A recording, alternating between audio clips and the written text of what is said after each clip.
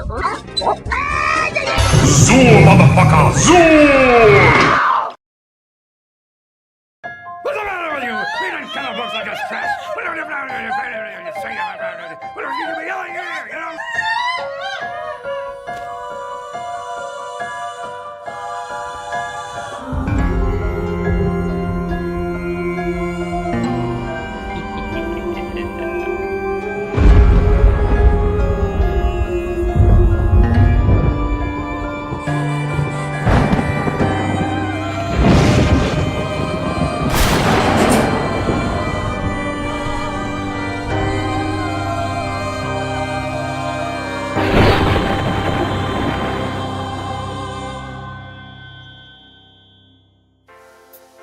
$55 going once, $55 going twice. Sold for $55. Thank you, Leah. Aw, thank you, Sonny. Up next, ladies and gentlemen, we have Elio. Now, his film bombed something fierce, ladies and gentlemen, but I assure you, nostalgia will grow and he will be a future moneymaker. Yeah, people are gonna definitely want to see me again. And you can own the merchandising rights. What studio is he from again? Oh, kid, do the mouth thing. Oh, Pixar, yeah. All right, yeah. All right, do I hear 20, do I hear 25, 25, 25,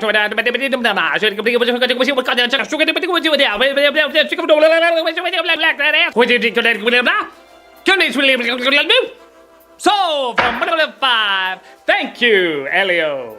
Or Luca, whichever one you are. Boy, they do need different styles. Wait, which person won? I forget, you'll figure it out. And now, ladies and gentlemen, the grand finale. The jubiliciously lovely Corpse Bride. Oh, come now, ladies and gentlemen. Certainly you've noticed more merchandise around Halloween time. Sure, she didn't break box office records when she premiered 20 years ago, but give them the scoop, miss. They ever give you a name? Nobody ever remembers it. Well, give them the scoop on your pros. Interest is growing rampantly. I've proven to be the Nightmare Before Christmas for hipsters who got too hipster for Nightmare Before Christmas. All right, do I hear 30, 30, 30, 30, do I hear 35, 35, 35, that's all, folks. Hey, weren't you the one who said this wasn't a good movie? Artistic merit doesn't count when there's money on the line. Call me when you actually value me. Joke's on you, I'm a critic. I don't even value myself.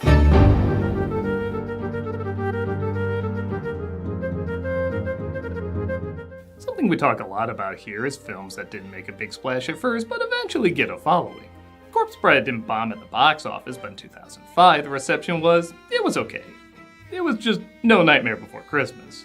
Over the years, though, it hasn't made a huge comeback yet, but I feel like we're in the middle of seeing it start to grow. It's obvious it won't dethrone Tim Burton's Halloween cash cow, but more and more people are looking back fondly on it. Years ago, I even said it was one of my top 11 Halloween guilty pleasures. However, that is the wording I used, guilty pleasure. I've always been on the fence whether or not this was objectively a good film. I usually lean towards it didn't quite work, but there's a lot of things in it that are memorable and almost make it work. I think it's a film people like remembering and having fond memories of, even if they know there's things about it that come up a little short. But in this Nostalgia-Ween, I think it makes sense to look it over and see if it's worthy of the possible second wind it's getting. So let's talk about this film before something like Frankenweenie tries to make a comeback. Oh, come on, no, I didn't mean... Oh, what's the matter? You're never getting a following. Let's take a look at Corpse Bride. The opening credits roll. It's nice of Burton to actually direct movies names on top of this time. As the film opens in Victorian Britain, but from the looks of it, you'd swear Mary and Max time traveled. Yet one of the fun contrasts of the film is in the Victorian era, the dead are actually more alive than the living. As the underworld is more bright and colorful and the world above is very drab and colorless. I like the idea that's only after you're dead in this time period that people feel like they can have fun and be their real selves. We'll be there, we'll be seen, having tea with the Queen. We'll forget everything that we've ever been. The songs are once again by Danny Elfman. And I'll just say it, these songs unfairly get shit upon.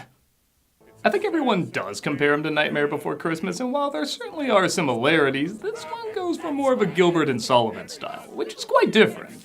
I even think the lyrics are stepped up. I mean, I enjoy the creativity of Nightmares, but sometimes it can be a little off. Something here I'm not quite getting, though I try, I keep forgetting. He did just rhyme getting twice, right? but these really go to town making sure every beat has a syllable in it. And it sounds as natural as someone just speaking a regular sentence. To the costume balls. In the hallowed halls. Rubbing elbows with the finest. Having trumpets with her highness. Even rhymes that sometimes are a little off still end up working out. Like, I always thought this was an odd one. That our daughter with the face of an altar in disgrace. But really look at her, that is kind of a fair assessment. I would argue there's two problems that I think gives the impression these songs aren't good. One is, several of them are not sung by singers, which does add up after a while. Don't get me wrong, there are some good vocals here, but the focus is more on making the characters sound funny instead of pretty, which results in a talk-sing style that can get a little tiring. There could be land-rich bankrupt that is stuck, let's say. What does that wispy little brat have that you don't have, done? A wedding cake is no mistake. It must be quite sublime. One Rex Harrison is okay, an entire cast of them? There's a problem. Second, there's only 4 songs, which isn't that many and usually means each one should be a showstopper. Only 2 of them are big numbers where the other 2 are much smaller, which, if there were more songs, that'd be fine. But in Nightmare, if you only had 4 songs and say 2 of them were Sally's, it'd just feel off. But you gotta give credit too that most of the songs are important to the film. If you take them out, you're literally missing what's happening in the story. Like the first song sings about how Victor, played by Johnny Depp, is arranged to marry Victoria, played by Emily Watson, as both their parents think the fiancé's parents are rich, despite them both having no money. Every single tiny microscopic little thing must go according to plan. The animation in this is so good. I originally thought it was CG when I first saw the trailer. They apparently included a new kind of technology that would allow the facial expressions to be more, well, expressive, giving much more fluidity to their movements. And also, a lot like in The Incredibles, the characters look good in both 2D and 3D, at a time when that just wasn't the case. Usually one looked good in one style and not the other, but despite them looking good as models, you could also see them so easily looking good as drawings. Like, I love the fact that they keep this butler in profile the whole time to emphasize his snobby posture. It makes him purposefully look more flat, even though he's a 3D model. There's a bunch of cool little touches like that. Play beautifully. I do apologize, Miss Evergloss. One of the downsides, though, is that our main couple, Victor and Victoria, are pretty boring. And yes, you could argue they're the straight men to bounce the weird stuff off of, but I don't know, Alice, Mary Albright, and Walter Hobbs, I remember really enjoying seeing their reactions to a bunch of weird shit happening. Victor's reaction is always the same, confused. Tomorrow we are to be... Married. Yes, married. Part of that might be his puppet is literally designed to have only one expression, confusion. If I may ask, Miss Evergloss, where is your chaperone? Honestly, with the exception of the corpse bride herself, most of the models have only one facial reaction the whole time, which isn't bad for the side characters, as their extreme reactions give off a lot of personality, but with the main leads, you need a bit more variety. I mean, candle-lighting humor isn't really gonna get big laughs on its own. Can you not count? Do you not wish to be married, Master Van Dort? I do hope they pay Christopher Lee extra just to have a take where he goes, marriage. Victor keeps messing up his wedding vows and literally sets the place on fire.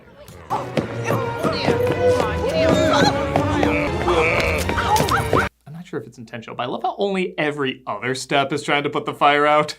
Like, yeah, I might want her dead. Apparently, I'm a day early for the ceremony. Is he from your side of the family? Richard E. Grant plays another pretty boring character named Barkis, who's clearly the villain who wants to marry Victoria to get her wealth as well. Well, he's quite the catch, isn't he? I guess you could snicker a bit at just how much of an archetype he is, but again, I feel like they need some lessons from characters who did this a lot better. She must think I'm such a fool. Victor's a shame he can't get his vows right, so he practices in the woods. With this hand, I will cup your... Oh, goodness, no. Hey, in this time period, just thinking that sentence could get you arrested. As he practices his vows, he puts the ring on what he thinks is a tree branch. But it turns out it's the corpse bride, played by Helena Bonham Carter, who of course accepts his proposal. Oh, if only I had feet and not just an extension of my twig legs! I'll say too, this movie actually does have some legit creepy moments. Oh my God! You may kiss the bride. The bride takes Victor below to the world of the dead through a pretty creative transition. Depp has this reoccurring dream saying, "No, not in our pirate sequel!"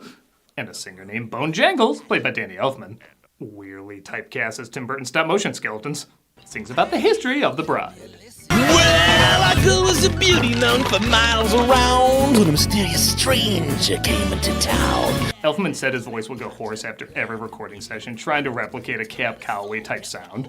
Come to think of it, how did the dead discover jazz before the living did? And again, there's fewer rules in the afterlife, so maybe they're having so much fun, they stumbled across it faster. Now when she opened her eyes, she was dead as dust. Her jewels were missing and her heart was bust. The bride was robbed, then murdered by her fiancé, so she waited for another suitor to sweep her off her decomposing feet. And Victor accidentally became that suitor. Meanwhile, in the land of the living, Barkis tries to move in on Victoria after the news is announced that Victor is gone. I do mean literally announced. Victor Mancourt, seen this night on the bridge in the arms of a mystery woman. And now the weather. Scattered Enough! That guy gets more laughs out of me than he should. Victoria's parents, of course, love the idea of her trading up for Barkis, as they make the assumption he's also loaded with cash. He doesn't even know any women. Or so you thought. It pains me to be the bearer of such bad news. Maybe someone with a naturally funny-sounding voice would make this bland dialogue work, like Patrick Warburton. Or so you thought. It pains me to be the bearer of such bad news. I don't know, I'm just workshopping. Victor tries to run away from the bride, but she Pepe refuses to believe he's not interested in her. Oh, I almost forgot. I have something for you. An obligatory Tim Burton dog? How thoughtful! My dog Scraps. Well, he's touched she reunited him with the bones of his dead dog. Boy, that's not the attitude a sentence like that usually conjures. He still tries to escape by telling her he should meet her folks in the land of the living. So they visit Elder Gutnick, played by Michael Goff, who was kind enough to actually let himself be filmed. That's how he naturally looked. You're right, they hate me for mocking Alfred. It felt wrong saying it. He casts a spell to send them back and says if they want to return, they just have to say hopscotch. Yeah, I think they could have thought of a more clever word too.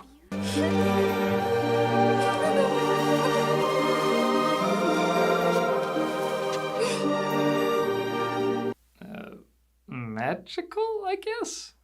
Yeah, this is where the problems really start to sink in. It's not that what I'm watching is bad, it's just a little dull.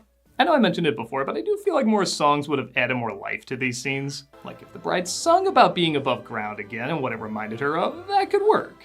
Maybe if Victor and Victoria sung a song about how they suddenly find themselves liking each other, that would also be interesting. But as is, we just get this pointless little dance that you could cut and miss nothing. And Victor rather suddenly decides Victoria is perfect for him. Guess being engaged to the dead will do that to you? This morning, I was terrified of marriage. But then, on meeting you, I felt I should be with you always. I've decided your cold, colorless Victorian body is the one I want. They're not even there that long. He just says those few lines to Victoria and then they're whisked back to the underworld. Hopscotch. Even Disney couples would be like, dude, at least sing a Mencken ballad first. You're married to me. She's the other woman. This just can't work.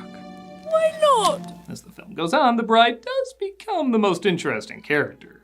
Both her design and writing allow her to have a lot more range. So she can be happy, sad, smart, loopy, angry, remorseful, and it all feels believable. For someone with little flesh, she's ironically the most fleshed out character in the movie. No, she doesn't compare. But she still breathes air. Who cares? Even her song doesn't really explain story as much as show the emotions that she's going through. Granted, it probably is the weakest song in the film, but I think that's because this was meant to be two musical numbers. The sole redeeming feature from that little creature is that she's alive. If I touch a burning candle, I can feel no pain. It's like that old Nintendo cereal. It'd probably work better if you just kept the two apart. After that, we get a segment where Victoria tries to escape to get help from the pastor, only to be handed right back to her parents. He's speaking in tongues of unholy alliances. That was so pointless. I gotta find it hilarious. Also, while Victor's parents are looking for him, their driver passes away. Are you trying to kill us? So long, once important characters. You will not be seen in this movie again. Maybe they're in the same place Peter from The Room went. I don't know. Victor and the bride have a nice scene where they connect playing piano. Yeah, I guess all chemistry in this movie is replaced with this. When the departed driver tells Victor that Victoria is marrying Barkis. But how could she? Women. You can't live with them. You can't live with them. Okay, the jokes in this movie really aren't that bad, but did they just forget sometimes to put in a punchline? The bride discovers Victor and her aren't officially married because the vows are until death do they part, and she's already dead. It requires the greatest sacrifice. We have to kill him. What? I can't old school Little Mermaid him. You don't have to. I'll do it. But Victor loves her now. Yeah, I don't know what's wrong with you. I'm following his emotional journey just fine. And he says he's okay kicking the bucket for her. Here comes the days. It is just hitting me. Even the big song numbers, which this one certainly is, and it sounds great, aren't shot like big song numbers. In Nightmare, even the smaller songs have a sense of movement and size, like the emotion of the characters are reflected in the scale of the layout. But with the exception of Remains of the Day, the shots are pretty static.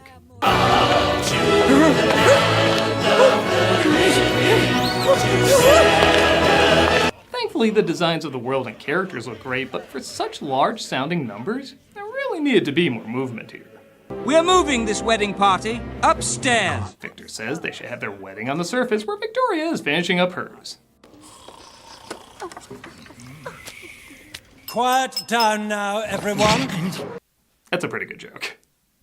He finds out, though, that Victoria's family isn't wealthy, which is something of a moot point as it's announced. The dead will be up! You don't know me, but I used to live in your dead mother. And for those wondering, yes, that is supposed to be Steve Buscemi and no one else. This leads to a silly but surprisingly touching reunion as many of the dead reconnect with their family members. Grandpa?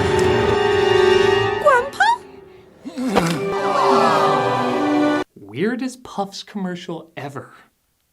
Everybody gathers at the church for the wedding, and I do snicker at a holy matrimony that has poison at the center of it. This is turning into a real marriage. But the bride sees Victoria is still in love with him.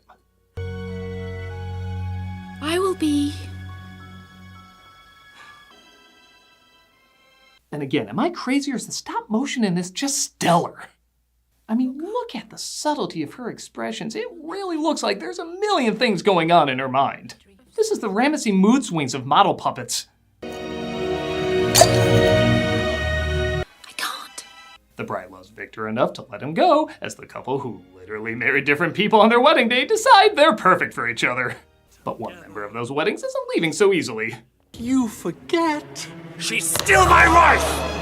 I'll not leave here empty-handed! Yeah, Patrick Warburton would have made this work. You forget. She's still my wife! I'm not leaving here empty-handed! However, a big twist, well, an obvious twist reveals itself. Emily. You! But I left you. For dead. But it was worth it for that reaction. We get one of Burton's favorite stop-motion tropes, a pointless climax. Yeah, I'm sorry, you could cut this guy from this entire story and miss very little. But even when he loses, it doesn't look like the dead can attack the living. He, of course, drinks to his victory. He's all yours. Save the naughty bits for me. Our incredibly dysfunctional couple can finally be together. The bride turns into butterflies, I guess because she's done with her unfinished business, but what, all these people have unfinished business too? I don't know, just pretty! And, oh, guess that's it. I mean, I guess there's nothing left to explore. I just expected a little something more. In fact, yeah, I think that about sums up my thoughts on it. There's a lot of good stuff in Corpse Bride. It's an original story which we don't get often now, and even 20 years ago didn't get a ton of. The visuals are amazing, the songs are nice, the animation is absolutely fantastic. But it's kinda like Hill House. Everything is built just a little off, and those missteps do start to add up. Its pacing can be sloppy, the main leads are a bore, and it just doesn't feel like it lived up to its full potential. Even as emotional storytelling goes, which I do consider this to be, there's still a handful of elements that either needed to be tightened up or expanded upon. But with all that in mind, I'm not surprised this is getting a bit of a second wave.